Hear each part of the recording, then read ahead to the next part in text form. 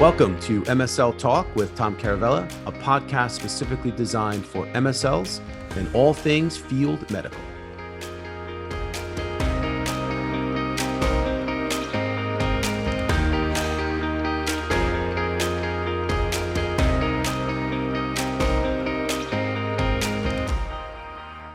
Welcome back, everyone. Welcome to the podcast. My guest today is Steven Stein. He is Senior Director of Global Field Medical Head at Arena Pharmaceuticals.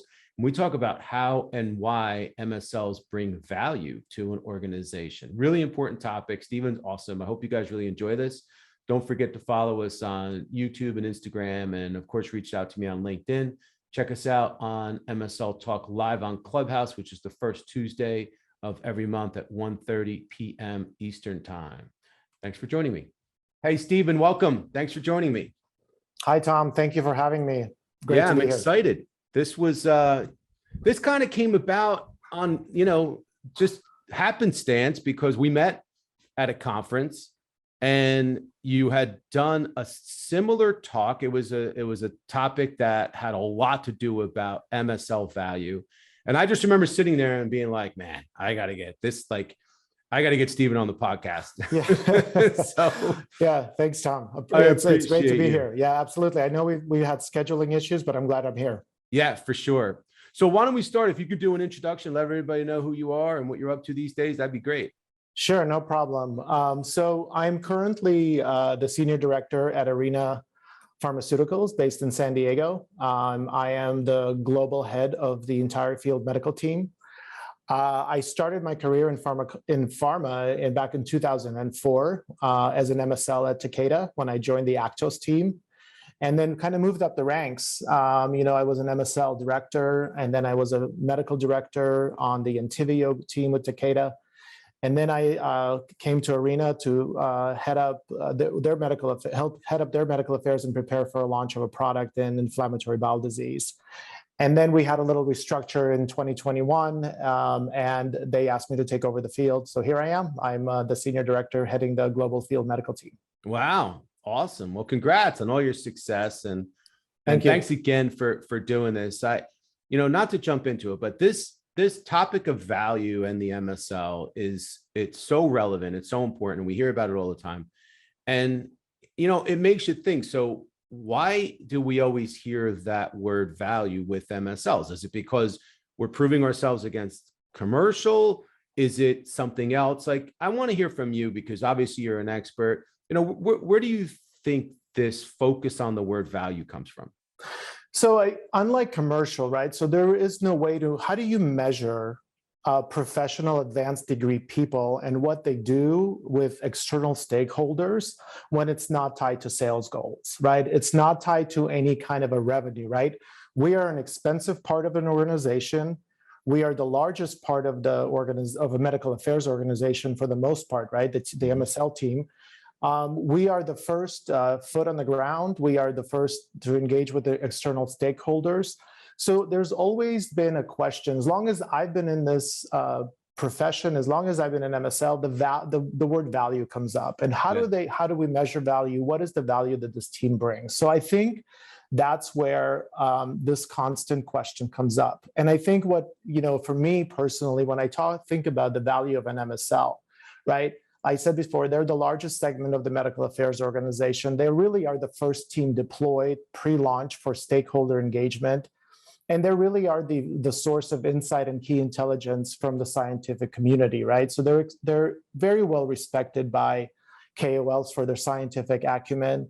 And everything that, if you think about pre-launch, right, it's really medical affairs, in my opinion, that drives and sets the stage for commercial to be very successful.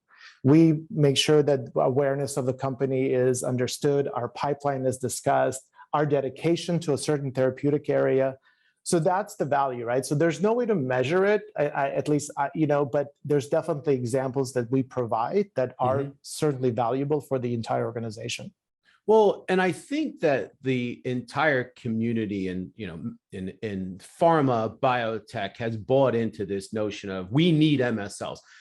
I'm not so sure they always know why in certain situations. Yes, very true. Everybody's bought into it. So when you look at the drug development process, how early would you say it's recommended that MSLs should be brought in? So that's an excellent question, Tom. So I've worked, for the last 17 years in different kind of, with MSLs that were hired at PDUFA, MSLs that were hired pre-PDUFA, and then MSLs hired post-PDUFA, right? So we want to make sure we have a team in place around the PDUFA time frame, right? Mm-hmm. That 18, I think the industry standard is at 18 months out before drug approval, right? For KOL engagement, data dissemination, insight generation. But I think the benefit and one of the things that I enjoyed about coming to Arena is we don't have a product on the market. We were, when I joined Arena, over 2 years away from launching a product. I think about 2.5 years that we were. And they had a full MSL team in place. And I think one of the benefits I see starting early is that you can have MSLs involved in supporting clinical trials. And why do I say that's important? I think that gives them an appreciation and understanding of what it takes to bring a drug to market. When you start at PDUFA, the clinical operations, clinical development team is pretty much wrapping it up, right? They're wrapping up, they're getting ready for the NDA, for the submission for approval, whether it's in the US or ex-US. But no one understands how critical it is to run a clinical trial and what it takes to run a clinical trial. And if you have MSLs hired, I would say even 3 years before you submit, they can be an integral part in helping not only with clinical trial deployment, but recruitment and getting to know the PIs and HCPs, which serves a couple of things, right? They understand how clinical trials are done, number one. Number two, they are getting those relationships with HCPs that are really seeing patients, right? When you think about KOLs, the big names like those top tier KOLs, they're not ingrained in the community, in the community patient seeing world. But the HCPs, and especially this becomes, I think, really important, if it's a new MOA, if it's a new drug coming to market, maybe it's not, the first drug come to market, but it's maybe a new MOA that may differentiate itself. And so you want to start educating the healthcare community and all HCPs, not just physicians. I'm talking about nurse practitioners, PAs, on your drug, right? And on the MOA that's coming to market. So I think it gives them a really great appreciation early and understand how we bring a drug to market. I also think it allows for you to discuss pipeline discussions that are, if you're committing to a certain therapeutic area, what are the other products you have in development, right? So that I think becomes an important part. And then you also have, you increase the awareness of your company. If maybe you don't have anything on the market currently, you have the potential of, if you're bringing one drug to market and people don't know your company, you can increase awareness and show everything that you're doing to commit to a certain therapeutic space. It also allows for obviously early KOL engagement, right? What is needed? How do we maintain the life cycle management? What are some of the phase 4 studies that we need to look at? What are some of the unmet needs? And also you can start engaging payers early. You can see what is important for payers when this drug comes to market. What are they going to look at? What studies do they want to see? And what data do they want to see? When they make those formulary decisions, you can start some of that work early, some of that research. So I think if you look at kind of like a timeline, I would say 2 to 3 years would be a fair assessment to start an MSL team early. Well, I mean, everything you just said, I mean, that's significant. I mean, just to be able to accomplish all those things, to be able to add, I'm going to use the word value again, to be able to add all that value, in the process, that's enormous. And it's not something that can be done with any other function. This is the medical affairs. This is what medical affairs does. This is what we own it. Does. Yeah, absolutely. We own it. And again, we build those relationships. And when we speak value, this is exactly what you just said. How do we measure that, right? There is no metrics, right, to measure the value that this team brings, especially starting so early with HCPs and KOLs. Yeah. And the value is that by the time you submit to the FDA, people should be aware of what's coming to market. They should be able to, if you are maybe second in line or third to come to market, what is the differentiating factor of your drug versus, instead of being a me too, how are you differentiated, right? How is your compound different? And you can start that a lot earlier. And that's definitely a huge value that the team brings. Yeah. No, I tell you, it's so critical. And, so you bring up a good point. So because this isn't a tangible attached to sales, something that's measurable, there's got to be, and there always is, somebody in some department that says, well, geez, these MSLs are, this whole department costs a lot of money. These MSLs, right? This is a big number. Why do we need them again? So you just spelled out so many reasons that relate to a lot of different areas, a lot of external reasons. But how would you say that MSLs can show value internally and try to keep people on the inside satisfied and happy, and the light bulb to go off to be able to say, wow, you know what? Yeah, these guys, this is really valuable to us. Yeah, so that's another excellent question. So yeah, you're right. So there's people that are going to look at and say, yeah, this is a large part of medical affairs, expensive team, right? To keep. And again, maybe there's, like you said, there's no way to do necessarily metrics as far as tying to any sales goals, but how do we convince people internally, right? So I'll give you an example. So for this just occurred something within our company that, and I won't mention any names or anything like that, but I'll give you like an example as far as value. And I presented this to the executive team, right? Because this is something that they wanted to know, is how does this team bring value? So so we're about a year and a half away from launching our drug, and everything that our team has been doing, educating KOLs, building relationships, discussing the science with KOLs and HCPs, doing clinical trials. And just recently, one very top tier KOL was presenting at a big medical meeting some of the new drugs that are coming to market for our disease. And he, on his own, without ask of our company or ask of any MSLs, made a slide that differentiated our compound from our competitor. And he basically made every single point, and in front of his colleagues and a large HCP community, why we should be excited for this drug coming to market, and why is it this is not a Me Too drug, right? So this is a top tier KOL, a professor of medicine at a big medical institution, doing it on his own, creating a slide on his own. And he's basically telling, be excited about this class, but be more excited about this drug coming to market. And when I showed that slide to the executive team, to our entire executive team, there was this awe, right? And I can tell, even though this was virtual, but I can tell there's a light bulb that went off, and they got it, right? And it was really rewarding to me to be able to show just this one example, right? There's many that I could have used, but the fact that I used a top KOL at a top medical institution doing this on his own showed the value that the MSL that has been working with this person really brought. It wasn't, you're not going to convince these KOLs, Tom, to be on your side because your drug is, better. You have to show them the science and why it's better, right? Yeah. And then they take it because, these top tier KOLs, it's their reputation on the line, right? They're not just going to say something that they can't back it up. Right. But he was able to back it up with science. And I knew that this is truly one of the values, and everyone got it. Everyone in the executive team got it. Kudos to you, and kudos to your MSL. I mean, that's tremendous. That's a great example, right, of value.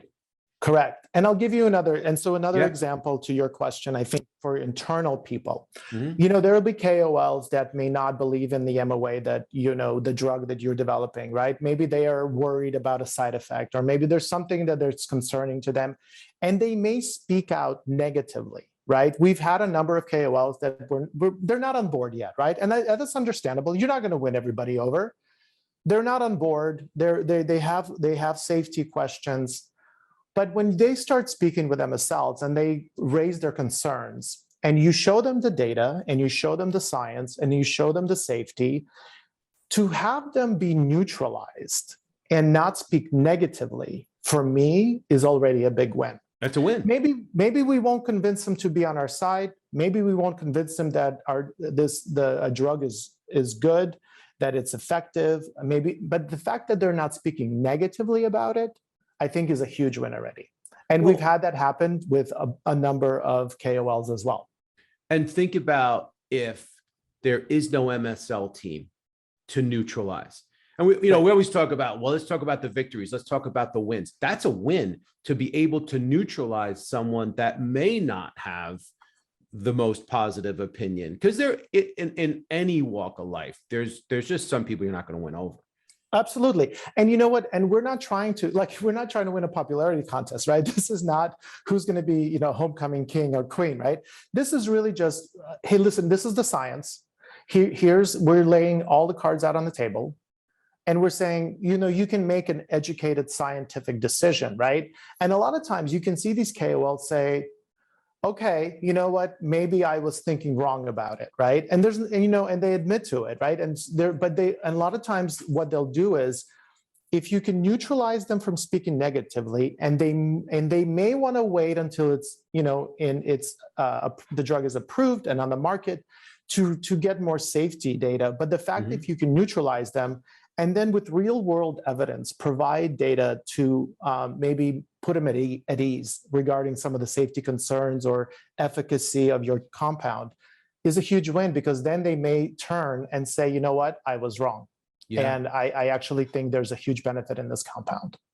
This is great. And I want to stay on this for one more second here, because so many people ask me, it's a tough time right now. And obviously, MSLs are having a difficult time getting FaceTime. There's this challenge between the hybrid nature between trying to get live meetings, if possible, if not, trying to get virtual meetings. So what are some of the ways, or what are some things that maybe your team is doing to enhance medical affairs and your relationships and your messaging with some of your external stakeholders and KOLs? Yeah, so we're living in a different time, right? So when I started and when you started, we were all obviously doing live meetings, right? So much easier to build a relationship, right? You are in that physician's office and that KOL's office. And remember, relationship building, it's not just about, hey, let's talk about the data, or let's talk about competitive intelligence, or let's talk about what this, study said. You can look around in an office and see pictures of their children, some of the interests that they may have, right? So there's the live component to being in front of somebody that you're going to lose virtually, right? Because they're on camera, you don't see anything, you don't see any background. So if you're just starting out to build relationships, it's challenging. It's not easy. And I've seen that at Arena, right? Because they're newer to this therapeutic area that we are developing a drug for. And it's hard, but if you continue to set up, we're going to be living in a hybrid model, right? I don't see, for 2022, I don't know that we're going to be all virtual or we're going to be all live, but some kind of a hybrid, I think, will continue until the world gets control of this pandemic.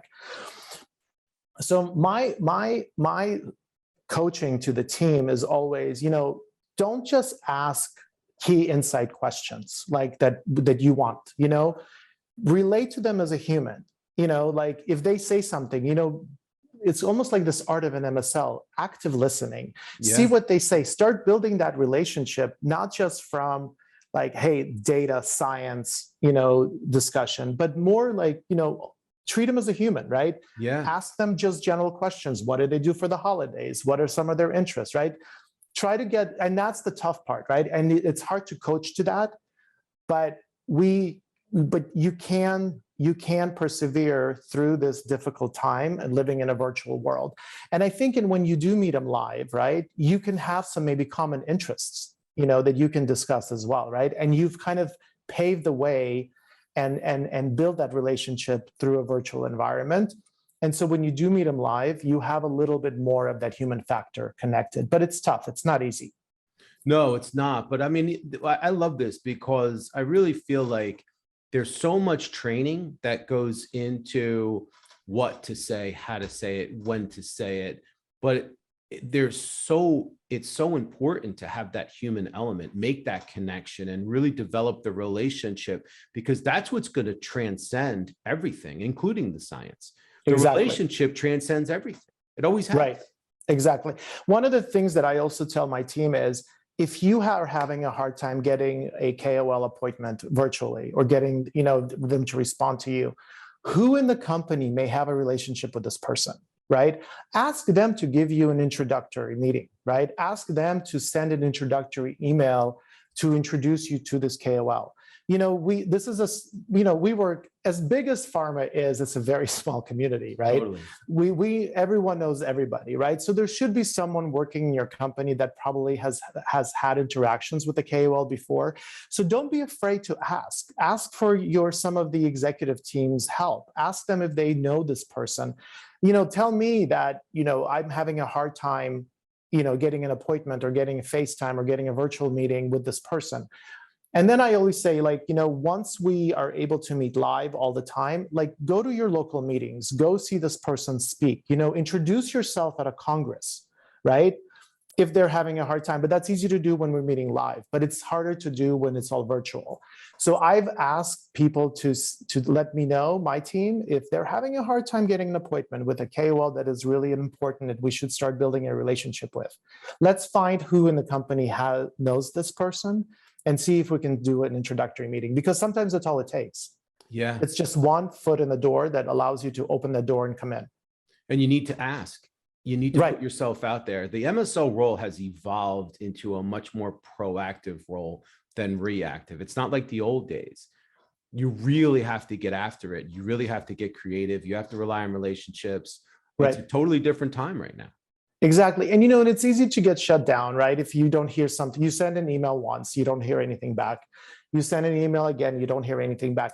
You don't know, first of all, check the email. I've had a number of MSLs come to me. They're like, well, this KOL is not responding to me. And I always ask, well, what email are you using, right? We have companies that give you these lists, the KOLs and their contacts. They might have moved institutions. That email may have been expired. Make sure you're emailing them, right? Maybe it's going into their junk folder. Who knows, right? That's why I always say, double check everything. And then if you still are not getting any response from them, come and ask me, and let's find a way where we can get you in. Yeah. At least to do an introductory meeting, the first introductory meeting, because I feel after that, I always tell my team, it's up to you now to build a relationship. Yeah. I've built a relationship with a number of KOLs over the years. I've been able to open some doors for our MSL team, with introductory meetings, but I tell them, I don't need to build a relationship with these people. I have it. Right. It's up to you now. For sure. Yeah. So let's talk about, staying on the value topic, let's talk about leadership. What advice do you have to MSL leaders that are responsible for the strategic direction of their MSLs and how they should go about trying to, implement, value discussions and strategy as it relates to value? Right. So it's really important to have the right leadership in place. And when I think of leadership, Tom, I think of really 4 important points. I think of inspiring people. I think of empowering people. I think of a shared vision. And I think, how do we lead change, right? We work in an ever-changing environment in pharma, so you have to know how to lead change. So I think having the right leadership in place is really important, not to only motivate your team, but really to inspire, empower them, and share your vision for the future. I think one of the important things in leadership is really having a previous MSL experience. I think you have to know the job. You have to know what they do. You have to know the value that they bring, because if I am presenting to the executive team on the value of my team, if I didn't have that previous experience as an MSL, I don't know that I can do the job justice. So I think previous MSL experience is really important. You need to be able to have good trainers, and you need to lead your team with integrity. You need to empower your team. You need to make sure everyone understands, the leadership explains, and everyone on your team understands the legal and compliance guidelines, and everybody works within that. You have to know how to advocate for your team. And you also have to, one of the things that leaders have to do is really provide constructive feedback. Feedback sometimes doesn't always have to be positive. Sometimes it could be negative, right? But you learn from the negatives. So I think and you have to do it in a very constructive way where it's not demeaning or demoralizing or micromanaging your team. I think if those qualities in a leadership is what I see. I think the other thing is it's very important to talk to your MSLs. What are their goals and what is their developmental plan? Because one of the things I tell my team, my job here is to lead you and lead you successfully. But my job also as a manager is to make sure you succeed beyond me. So if there are opportunities within a company that you feel suit you better or you're interested in, let's see how we can get you there. I've had a number of MSLs that are now medical directors at other pharma companies. I've hired MSLs in my previous company where they are now leading big pharma organizations, leading medical affairs. That's my success story. My success story is not like what I've done with my career. For me, my success story is look at the person in that position that I was able to help get there. That's how I see leadership. Well, and you're building a legacy. Right. You're building a legacy. And you gave a perfect example a couple minutes ago of how your MSL did such an awesome job with this KOL that it just became an example for everybody internally. Exactly. And clearly, you're doing a great job. So as we're closing out this year, and obviously it was a very difficult year and still things are still kind of crazy, but what are you thinking 2022 is going to look like for MSLs? I think 2022, we will continue in this hybrid model. I think we'll, obviously monitoring the pandemic will be very important. Countries and certain states reopening, closing, I think is going to be an important aspect to be aware of. I would love it if we all could go back to a live world, like 100%, right? I'm not sure that we'll ever get there. Maybe we'll get there 80 to 90%. I think eventually I'm very hopeful. But I think we've learned over the last year how to work in a hybrid model, right? We've learned how to work in a virtual model, right? And there's benefits, I think, to both. Media, like I said, meeting people live is one thing. You can pick up on gestures, you can pick up on, what their interests may be if you're sitting in their office, right? There's that human factor. Virtually, it's me and you on a camera, right? But maybe some kind of a hybrid model, I think, is what we will continue to see in 2022 until things get better. And I think this is kind of like the way of the future. One of the things, with a hybrid model is you can get a greater audience, right? And maybe not everybody can be live somewhere. So you will always, I think, have to have this virtual component to be able to continue forward. And you have to learn how to work in it and really learn how to adapt, because I don't think it's going away. Yeah. Well, and we've learned how to transact business through different mediums now, and it's worked to a good extent. I'm old school. I personally can't wait to be more in that live environment again. I like to see, I'm a hugger. I want to see people. Yeah. I want to get in there. I want to shake your hand and, well, I want to have like maybe grab lunch with someone, right? I want to be able to, like you said, shake their hand. Like, the meeting that you and I met at, that was the first live meeting the presentation that I did in probably a year. Yeah. Right. Everything has been virtual so far, right? All the presentations that I've done have been virtual. But like you, I want to have maybe a cup of coffee. I want to talk to you after you did a presentation as a KOL and ask you some questions and say, hey, you presented this data. I'm really interested in learning more. And maybe, a lot of times they're like, well, walk with me, right? Let's talk. I'm walking to another session. I miss that. I'm with you, and I can't wait till we'll get back to that. We'll get back to it. I really feel like we will. I agree with you. I think so too. What's the rest of the year look like for you? Could be taking some time off or? So we're wrapping up the year, closing out budgets, looking at what we're going to do next year. We're building our tactical plan right now to roll out to the field medical team. We're looking to see if we want to increase some headcounts. So there's a lot of work we're doing. I think right now, getting ready, 2022 for us, for me personally, for Arena is going to be an important year. We have a lot of data dissemination coming out next year. And really, like I said before, 2022 will be the year that the MSLs really lay the foundation for launch excellence and launch readiness. So we're excited and we're getting ready for it. Well, good luck to you, my friend. I'm a big fan. Thank you, Tom. And I really appreciate you coming on. This was awesome. That was great. Thank you for having me. I'm honored that you've asked me to be a part of your podcast. Yeah, we'll do it again. Listen, absolutely. Let's do it again. Anytime. I hope to see you soon, live somewhere. Absolutely. Some conference, something. But absolutely. In the meantime, best of luck for the rest of the year. Thanks again. Thank you, and happy holidays to everyone. Thank you so much, Tom, for having me. Appreciate it. All right, bye. Alrighty.